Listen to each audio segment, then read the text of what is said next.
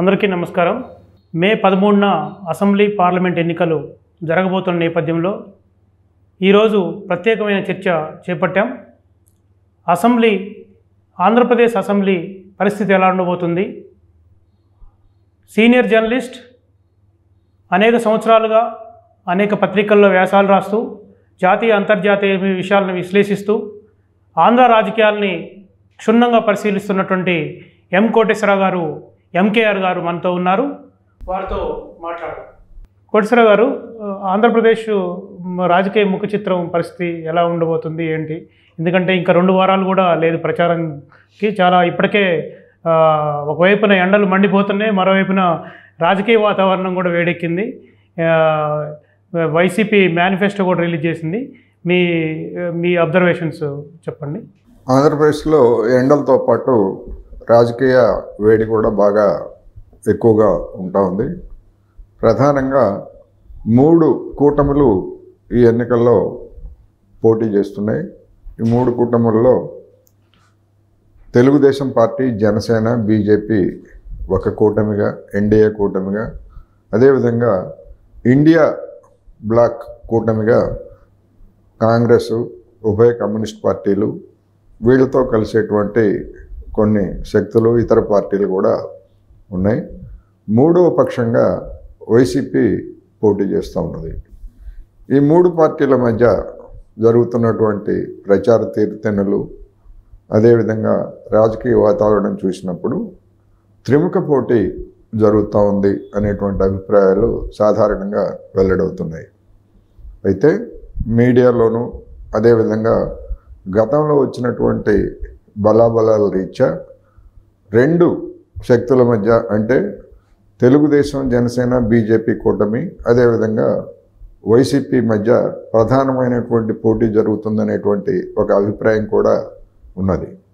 అయినప్పటికీ గతంలో 2019లో జరిగినటువంటి పరిణామాలతో పోలిస్తే భిన్నమైనటువంటి వాతావరణం ఇవాళ ఆంధ్రప్రదేశ్లో ఉన్న కారణంగా కాంగ్రెస్, వామపక్షాల కూటమి కూడా పుంజుకునేటువంటి అవకాశాలు ఉన్నాయనేటువంటి అభిప్రాయాలు కూడా అనేక ప్రాంతాల్లో జరుగుతున్నటువంటి సభలు, వాళ్ళ క్యాంపెయిన్ తీరు కూడా స్పష్టం చేస్తూ ఉంది. అందువలన ఏ మేరకు ఈ 2 ప్రధానమైనటువంటి శక్తులతోటి కాంగ్రెస్, లెఫ్ట్, ఇండియా బ్లాక్ కూటమి ముందుకొస్తుందనేటువంటిది రాబోయేటువంటి రోజుల్లో మనం గమనించవచ్చు అనేది నా అభిప్రాయం. ఇక ఇప్పటి వరకు నామినేషన్ల ప్రక్రియ పూర్తయిపోయింది. నామినేషన్ల ఉపసంహరణకి సోమవారం వరకు గడువున్న రీత్యా ఏ కాన్స్టిట్యున్సీలో ఎంతమంది, అసెంబ్లీకి ఎంతమంది, లేదా లోక్సభలో ఎంతమంది బరిలో ఉన్నారనేటువంటిది మనకి సోమవారం సాయంత్రానికి వెల్లడవుతుంది. ఆ వెల్లడైన తర్వాత దాని గురించి మరొక ప్రత్యేక సందర్భంలో మనం మాట్లాడుకోవచ్చు అనేది ఈ సందర్భంగా చెప్తున్నాం. అయితే కోటేశ్వరరావు గారు, ఈ త్రిముఖ పోటీ అని అంటున్నాము, కానీ వాస్తవంగా తెలుగుదేశం, బీజేపీ, జనసేన ఈ 3 పార్టీలు ఒక కూటమిగా, ఈ మరోవైపున వైఎస్ఆర్సీపీ సింగిల్గానే అది ఒక కూటమిగా చెప్పలేము మనం. మరోది left parties CPI, CPM, Congress, ఇతర లెఫ్ట్ పార్టీస్ ఏమైనా ఉంటే 1 అందులోనే ఉండొచ్చు. అంటే ఈ ప్రధానమైనటువంటి పోటీ వైఎస్ఆర్సీపీ, ఈ తెలుగుదేశం కూటమి, తెలుగుదేశం, జనసేన, బీజేపీ కూటమి మధ్యనే ఉందంటున్నారు. 175 నియోజకవర్గాలు, 25 పార్లమెంట్ కాన్స్టిట్యున్సీస్ ఉన్నాయి. ఈ 175 నియోజకవర్గాల్లో హోరాహోరీ పోటీ ప్రధానంగా ఈ రెండింటి మధ్య ఉందనేది చర్చ జరుగుతున్నది. ఎస్, అది వాస్తవం. ఎందుకంటే గత 2 ఎన్నికల్లో కూడా అదే విధమైనటువంటి ఓటింగ్ తెన్నులు జరిగాయి.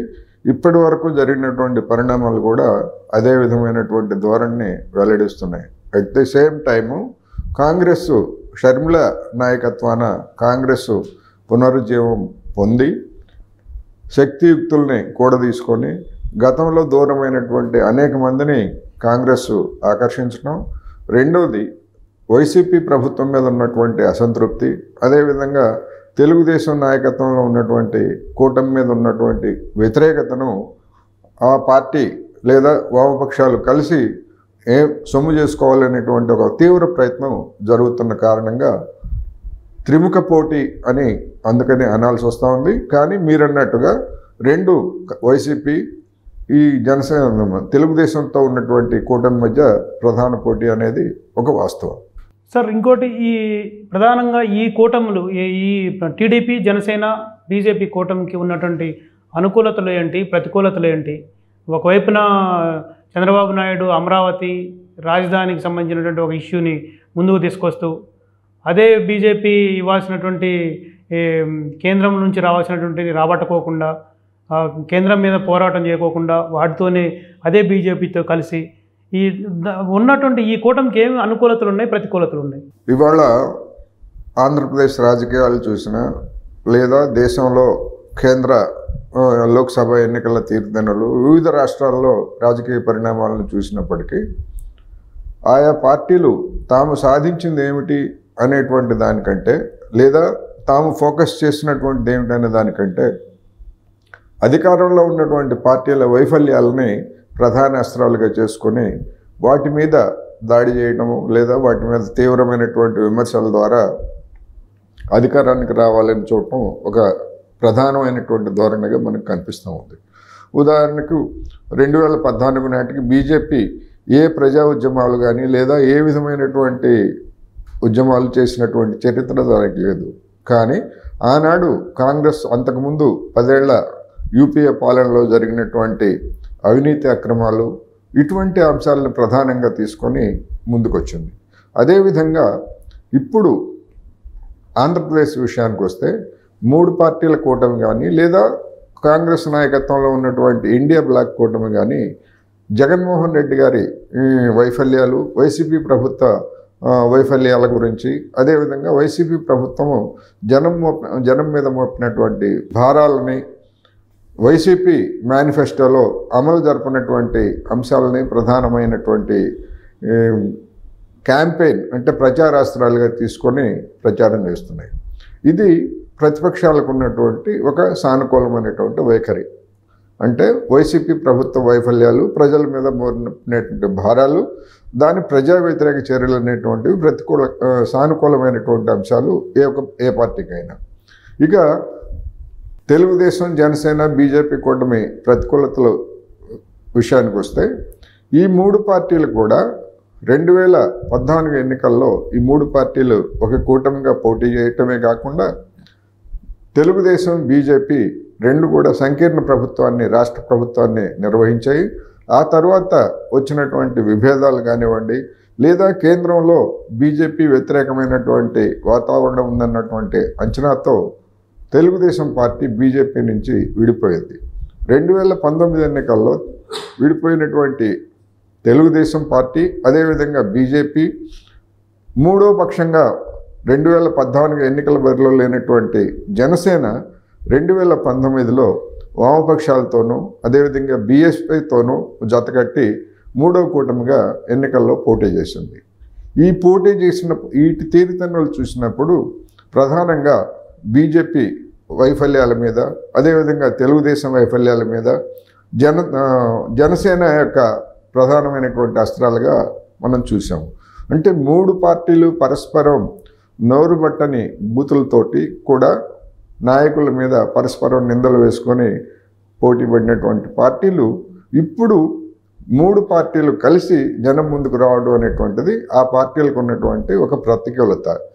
ఏ కారణంతో ఏ ప్రాతిపదికన గతంలో విమర్శించుకున్నటువంటి వాళ్ళు ఇప్పుడు కలుస్తున్నారు అనేటువంటి దానికి ప్రతికూలత. అయితే దానికి వాళ్ళు చెప్తుంది ఏంటంటే జగన్ రాక్షస పాలన సాగిస్తున్నారు, ఆ రాక్షస పాలనని దించడానికి మాత్రమే మేము ప్రధానంగా కలుస్తున్నాము అని చెప్పేసి చెప్తున్నారు.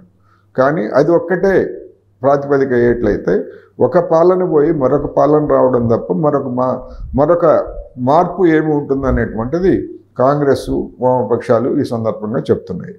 ఇక వైసీపీ సంబంధించినటువంటి సానుకూలతలకు సంబంధించి అది అమలు జరిపినటువంటి సంక్షేమ పథకాలు అనేటువంటివి దాని ప్రధానమైనటువంటి ప్రచారాస్త్రంగా ఉన్నది. దాదాపు 2.5 లక్షల కోట్ల రూపాయల మేరకు, అంటే ఏటా 50,000 కోట్ల రూపాయలు మేము డైరెక్టు ఇండైరెక్టు నగదు బదిలీ పథకాల ద్వారా జనానికి లబ్ధి చేకూర్చాము. అందుకని తమకు సాలిడ్ అంటే ఒక స్థిరమైనటువంటి ఓటు బ్యాంకు ఉన్నది అనేటువంటిది దానికి సానుకూలంగా చెప్పుకునేటువంటి అంశం. అదే సమయంలో దానికి ఉన్నటువంటి ప్రతికూలతలు ఏమిటంటే గత ఎన్నికల్లో తమకు 25 లోక్సభ స్థానాలు ఇస్తే కేంద్రంలో ఉన్నటువంటి ప్రభుత్వం మెడలు వంచి ప్రత్యేక హోదా సాధిస్తామని చెప్పేసి జనాన్ని భ్రమలకు గురి చేసింది. ఆ భ్రమలు అనేటువంటివి కేంద్రంలో అటువంటి అవకాశం లేకపోయినప్పటికీ రాజ్యసభలో దానికి ఉన్నటువంటి బలం కీలకమైనప్పటికీ ఆ బలాన్ని ఉపయోగించి ప్రత్యేక హోదా సాధనకు ఎలాంటి ప్రయత్నాలు చేయకుండా బీజేపీ ప్రభుత్వాన్ని లేదా బీజేపీ తెచ్చినటువంటి ప్రజా వ్యతిరేక చట్టాలన్నింటినీ కూడా అది బలపరిచింది.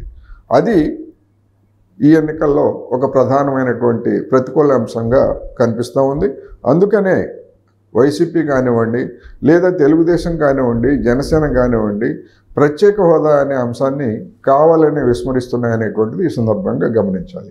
ఇక వైసీపీకి ఉన్నటువంటి ప్రతికూలతలకు సంబంధించి అభ్యర్థుల్ని అంటే ఒక నియోజకవర్గంలో విఫలమయ్యారనేటువంటి పేరుతోటి వాళ్ళని అక్కడి నుంచి మరొక నియోజకవర్గంలో బలవంతంగా రుద్దటం అనేటువంటిది మరొక ప్రతికూలమైనటువంటి అంశంగా మారే పరిస్థితులు కనిపిస్తాయి. అలా పార్లమెంట్ అభ్యర్థులను కూడా చాలా మందిని మార్చారు. పార్లమెంట్ అభ్యర్థులను మార్చారు, అదేవిధంగా గుంటూరు తీసుకొచ్చారు, అసలు సంబంధమే లేనటువంటి వాళ్ళని. అవును, అందువలన అటువంటి ఆ అంశం కూడా దానికి ప్రతికూలంగా మారేటువంటి పరిణామాలు కనిపిస్తున్నాయి. మరొక ప్రతికూలమైనటువంటి అంశం ఏంటంటే జనం నవరత్నాల పేరుతోటి సంక్షేమ పథకాలు అమలు జరపడమే కాకుండా వాటికి సమంగా దాదాపు విద్యుత్ ఛార్జీల పెంపు రూపంలో కానివ్వండి, బస్ ఛార్జీల పెంపు రూపంలో కానివ్వండి, చెత్త మొదలు స్థానిక సంస్థల్లో ఇళ్ల పన్ను లేకపోతే ఇలాంటి పనులన్నింటినీ కూడా పెద్ద ఎత్తున పెంచడం, అదేవిధంగా ట్రూ అప్ ఛార్జెస్ పేరుతోటి విద్యుత్ భారాలను మోపడం, ఇవన్నీ కూడా వైసీపీకి ప్రతికూలమైనటువంటి అంశాలుగా మారే అవకాశాలు ఉన్నాయనేది ఈ సందర్భంగా మనం చెప్పుకోవాలి. ఇక కాంగ్రెస్ కూటమికి వస్తే కాంగ్రెస్ లెఫ్ట్ పార్టీలకు సంబంధించి అవి అధికారంలో లేవు కనుక అవి తమకు ప్రాతినిధ్యం లభిస్తే లేదా తమకు అధికారాన్ని ఇస్తే ఫలానా అంశాలను చేయగలుగుతాము అని చెప్పేసి ప్రధానంగా ప్రజల తరఫున పోరాడతామని చెప్తున్నాయి. కాంగ్రెస్ ప్రత్యేక హోదా తమ యొక్క ప్రథమ ప్రాధాన్యతగా తమకు అధికారం వచ్చేట్లయితే ప్రత్యేక హోదాను సాధిస్తామనేటువంటిది ప్రధానంగా చెప్పుకుంటుంది. ఇక మొత్తం మీద చూసినప్పుడు వైఎస్ వివేకానంద రెడ్డి హత్య అనేటువంటిది ఈ మూడు పార్టీలకు సంబంధించినటువంటి మూడు కూటములకు సంబంధించినటువంటి ఒక ఉమ్మడి ప్రచారాస్త్రంగా ఉన్నది. అయితే అది రాష్ట్ర ప్రజలకి ఎలాంటి సంబంధం లేనటువంటి ఒక ప్రచారాస్త్రం, ఒక హైప్ సృష్టిస్తున్నారు తప్ప అది పెద్ద ప్రచారాస్త్రంగా వాడుతున్నారు తప్ప ప్రజలకు సంబంధం లేనటువంటి ప్రచారాస్త్రం తప్ప ప్రజలకు సంబంధం లేనటువంటి అంశం. ఆ కేసులో నిందితులుగా లేదా అనుమానితులుగా ఉన్నటువంటి వాళ్ళకి శిక్షలు పడతాయా లేదా, ఒకవేళ పడినా అది రాష్ట్ర ప్రజలకు సంబంధించినటువంటి అంశం కాదు, వ్యక్తిగతమైనటువంటిది. కానీ ఆ హత్యను 2019లో ఒక ఆయుధంగా వైసీపీ తీసుకొని అప్పుడు లబ్ధి పొందిందనేటువంటిది తెలిసిందే. ఇప్పుడు అదే హత్య అదే వైసీపీకి ప్రతికూలంగా కూడా మారింది. అందువలన అదొక ప్రచారాస్త్రం తప్ప మిగిలినటువంటి అంశాల్లో ఈ రెండు పార్టీలు అంటే తెలుగుదేశం కూటమి అదేవిధంగా వైసీపీ కూడా ప్రజలకు సంబంధించినటువంటి అంశాలని ముందుకు తీసుకురాకుండా లేదా గతంలో వాళ్ళు చేసినటువంటి వాగ్దానాలని కేంద్రానికి సంబంధించి వాటిని తీసుకురాకుండా వాటిని మభ్యపెట్టి వ్యక్తిగతమైనటువంటి అప్రధానమైనటువంటి అంశాలతోటి ప్రచారం చేస్తున్నారనేది మనకి స్పష్టంగా కనిపిస్తుంది. అయితే కోటేశ్వర గారు, వాస్తవంగా ఆంధ్ర రాజకీయాలని పరిశీలించేటువంటి వాళ్ళకి వ్యక్తిగత దూషణలు ఎక్కువ ఉన్నాయి. అసలు విధానాల విషయాల మీద కానీ విధానపరంగా చర్చలు జరగట్లేదు. మీరు అన్నట్టుగా ఇప్పుడే అవినాష్ రెడ్డికి సంబంధించినటువంటి హత్యకు సంబంధించి వివేకానంద రెడ్డిని హత్య చేశాడనేటువంటి అది ఒక ఫోకస్గా, అంటే రెండోది పవన్ కళ్యాణ్ జగన్మోహన్ రెడ్డి నా 4వ భార్య అని ఇలాంటి విధానాల పరం మీద చర్చ జరగకుండా ఆంధ్రాలో ఫస్ట్ టైం ఇలా వ్యక్తిగత దూషణల మీద ఎక్కువ జరుగుతున్నట్టు కనిపిస్తుంది. 1990 సంవత్సరం నుంచి మన దేశంలో అమలు జరుపుతున్నటువంటి నూతన ఆర్థిక విధానాలకు సంబంధించి ఎవ్వరు అధికారంలో ఉన్నా వామపక్షాలు ఉన్నటువంటి రాష్ట్రాల్లో మినహా మిగతా చోట్ల కేంద్రంలో కానివ్వండి రాష్ట్రాల్లో కానివ్వండి ఎవరు అధికారంలో ఉన్నా కానీ ఆ విధానాల చట్టంలోనే పరిపాలన సాగిస్తున్నారు. అందుకని విధానపరమైనటువంటి విభేదాలు ఆ పార్టీకి, కాంగ్రెస్ కానీ, తెలుగుదేశానికి కానీ, వైసీపీకి కానీ, బీజేపీకి కానీ విధానపరమైనటువంటి విభేదాలు ఏ పార్టీకి కూడా లేవు. అందువలన ఆ విధానపరమైనటువంటి వైరుధ్యాలు లేని కారణంగా వ్యక్తిగతమైనటువంటి అంశాలు లేదా అవినీతికి సంబంధించినటువంటి అంశాల మీద ఫోకస్ పెరిగింది. దాని ప్రతిబింబమే ఇవాళ ఆంధ్రప్రదేశ్లో పెద్ద ఎత్తున వ్యక్తిగతమైనటువంటి ఆరోపణలు, చివరకు కుటుంబాల్లో రాజకీయాలతో సంబంధం లేనటువంటి మహిళలను కూడా ముందుకు తీస్తూ వారి యొక్క వ్యక్తిత్వాలను దెబ్బతీసే విధంగా మనం చూస్తున్నాం అనేది చూసాం. ఉదాహరణకి వైఎస్ షర్మిల గారు ఏ చీర కట్టుకున్నారు, ఏ జాకెట్ వేసుకున్నారు, ఎవరి దగ్గరికి ఎవరిని కలిశారు అనేటువంటి అంశాన్ని సాక్షాత్తు ముఖ్యమంత్రి ఎన్నికల సభలో సొంత చెల్లి ఉండి ఆయన ప్రస్తావించారంటే ఇక ఆయనకి మద్దతుగా ఉండేటువంటి సోషల్ మీడియా ఆమె కూడా చాలా బిఫిటింగ్ ఆన్సర్ ఇచ్చింది కదా సార్. ఇచ్చింది, ఎస్. అందుకని ఆ విధమైనటువంటి దిగజారుడు ప్రచారం అనేటువంటిది ఇవాళ ఆంధ్రప్రదేశ్ ఎన్నికల్లో జరుగుతూ ఉంది. ఇది నిజానికి ఒక దురదృష్టకరమైనటువంటిది, అదేవిధంగా గర్హనీయమైనటువంటి పరిస్థితి కూడా అని చెప్పాలి. సార్ ఇంకోటి, ఇక్కడ జగన్ విషయంలో వైఎస్ జగన్ చాలా అంటే ఓటు బ్యాంకుకు సంబంధించినటువంటి ప్రజా పునాదిని ఆయనకు అనుకూలంగా మలుచుకొని దాదాపు కింద తరగతులకు అనేక స్కీమ్స్ తీసుకొచ్చాడు.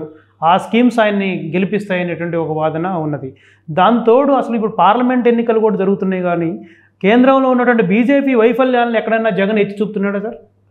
బీజేపీ వైఫల్యాలను కానీ లేదా బీజేపీ రాష్ట్రానికి గత 10 సంవత్సరాల్లో చేసినటువంటి అన్యాయాల గురించి జగన్మోహన్ రెడ్డి గారే కాదు, లేదా గతంలో బీజేపీతో విభేదించి వ్యతిరేకించినటువంటి పవన్ కళ్యాణ్ కానివ్వండి, తెలుగుదేశం కూడా వాటి గురించి మాట్లాడటం లేదు.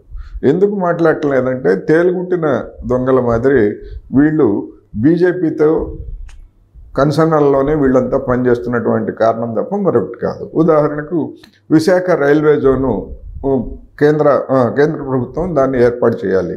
అది విభజిత హామీల్లో ఒకటి.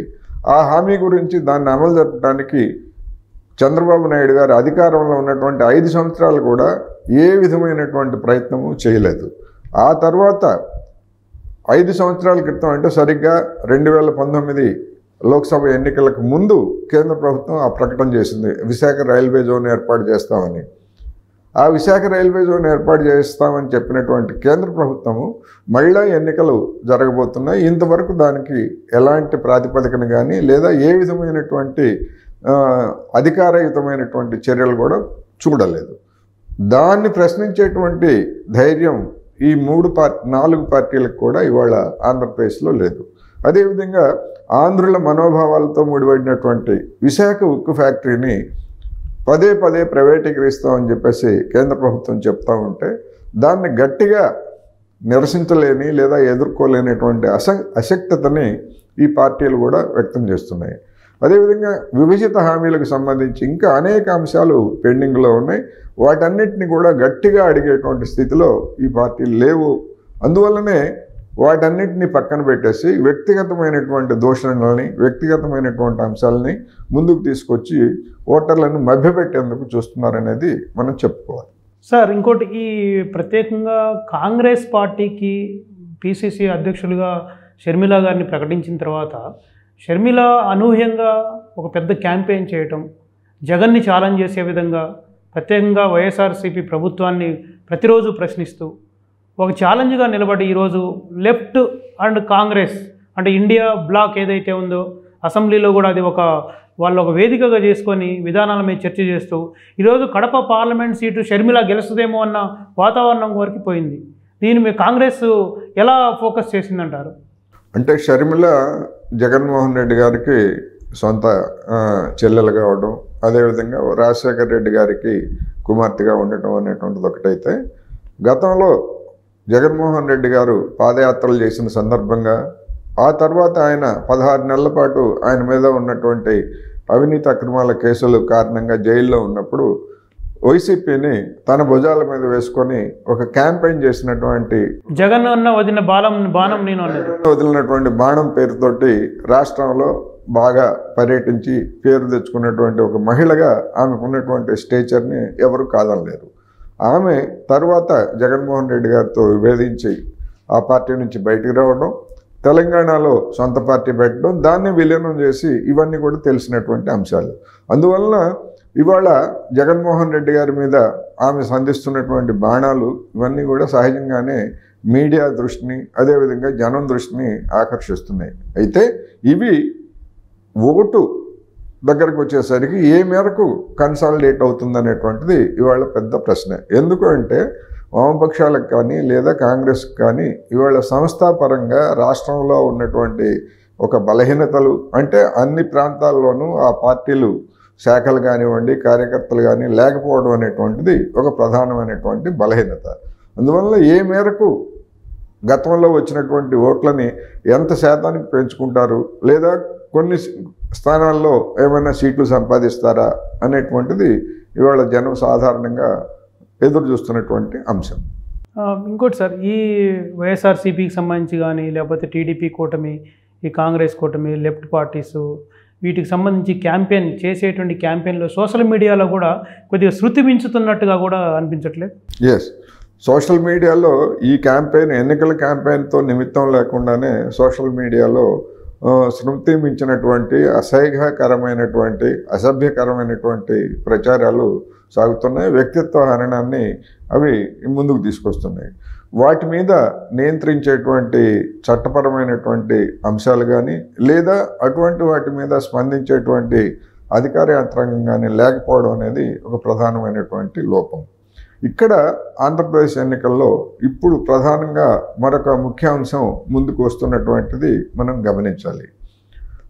నరేంద్ర మోడీ గారు గత కొద్ది రోజులుగా ఎన్నికల ప్రచార సభల్లో లేవనెత్తుతున్నటువంటి ముస్లిం మైనారిటీల మీద వెల్లడిస్తున్నటువంటి విద్వేషం, అదేవిధంగా కాంగ్రెస్ అధికారానికి వచ్చేట్లయితే మహిళల పుస్తెల తాడులతో సహా మొత్తం బంగారాన్ని అంతా లాక్కొని లేదా ఆస్తులను లాక్కొని వాటన్నిటినీ కూడా చొరబాటుదారులైనటువంటి ముస్లింలకి పంచిపెడతారు అనేటువంటి ఒక విద్వేషపూరితమైనటువంటి ప్రసంగాలని ఆయన చేస్తున్నారు.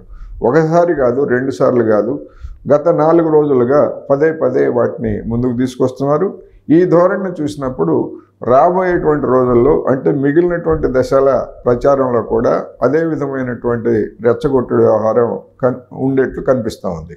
ఇది ఆంధ్రప్రదేశ్లోని రాజకీయాల మీద తీవ్రమైనటువంటి ప్రభావం చూపేటువంటి అవకాశం కూడా ఉన్నది. గతంలో సాంప్రదాయకంగా చూసినప్పుడు ముస్లిం మైనారిటీలు తెలుగుదేశం పార్టీకి ఒక బలమైనటువంటి అండగా ఉన్నటువంటి పరిస్థితి. మొన్నటి ఎన్నికల్లో కూడా వాళ్ళు గణనీయంగానే ఆ పార్టీకి ఓట్లు వేశారు. ఇప్పుడు బీజేపీ తోటి అసలు ముందుగానే బీజేపీతో చేతులు కలపడమే మైనారిటీలని ఆ కూటమికి దూరం చేసేటువంటి ఒక అంశం అయితే, నరేంద్ర మోడీ గారు తాజాగా ప్రారంభించినటువంటి ప్రచారం, అదేవిధంగా ముస్లిం రిజర్వేషన్లని ఇప్పుడు ఆంధ్రప్రదేశ్లో 4% ముస్లిం రిజర్వేషన్లు ఉన్నాయి. తాము అధికారానికి వస్తే వాటిని కూడా మేము రద్దు చేస్తామని చెప్పేసి బీజేపీ పెద్దలు చెప్తున్నటువంటి ప్రచారం, ఇవన్నీ చూసిన తర్వాత 10% పైగా ఉన్నటువంటి ముస్లిం మైనారిటీలు ఏకపక్షంగా ఈ బీజేపీ వ్యతిరేకమైనటువంటి వైఖరిని కనుక తీసుకున్నట్లయితే అది ఆ కూటమికి ఉన్నటువంటి ఇప్పటి వరకు ఉన్నటువంటి ఆశలను కూడా పూర్తిగా దెబ్బతీసేటువంటి అవకాశం కూడా స్పష్టంగా కనిపిస్తూ ఉంది. ఈ కూటమి మీద బీజేపీ మీద ఉన్నటువంటి వ్యతిరేకతతోటి వాళ్ళందరూ కూడా ఏమైనా సరే బీజేపీని దెబ్బతీయాలి లేదా బీజేపీతో చేతులు కలిపిన వాళ్ళని దెబ్బతీయాలనేటువంటి పేరుతోటి ఇష్టం ఉన్నా లేకపోయినా తిరిగి జగన్మోహన్ రెడ్డి గారికి ఓటేస్తారా, లేకపోతే జగన్మోహన్ రెడ్డి గారు కూడా బీజేపీ చుట్టూనే తిరుగుతున్నారు కనుక ఆయనకు ఓటేసినా ప్రయోజనం లేదు, అందుకని ఫలితాలు ఎలా ఉన్నా ఏ విధంగా ఏ పరిణామాలు జరిగినప్పటికీ బీజేపీని వ్యతిరేకించేటువంటి శక్తుల్లో భాగంగా జగన్మోహన్ రెడ్డి గారిని కూడా పరిగణించి వాళ్ళంతా కూడా కాంగ్రెస్ వామపక్షాల కూటమికి ఓటేస్తారా అనేటువంటి చర్చ ఇవాళ ఆంధ్ర రాష్ట్రాల్లో జరుగుతూ ఉంది. అది ఏ రూపం తీసుకుంటుంది ఏమిటనేటువంటిది రాబోయే కొద్ది రోజుల్లో మనకు స్పష్టం అవుతుందనేది కూడా మనం చెప్పుకోవచ్చు. అయితే సార్ కోటేశ్వర గారు, ఇక్కడ అంటే మనం అబ్జర్వ్ చేసేటువంటి వాళ్ళకి లేదుకున్న కింద నుంచి ఉన్న ఫీడ్బ్యాక్ గమనించినట్లయితే ముస్లిం మైనారిటీ ఓట్లు ఎప్పుడైనా ఎక్కువ శాతం టీడీపీకి తర్జుమా అవుతున్నాయి. కానీ ఇప్పుడున్న పరిస్థితుల్లో మీరు చెప్పింది ఒక కీలకమైన పాయింట్. కానీ కర్నూలు, గుంటూరు కొన్ని చోట్ల అవన్నీ మాకు తెలియదు.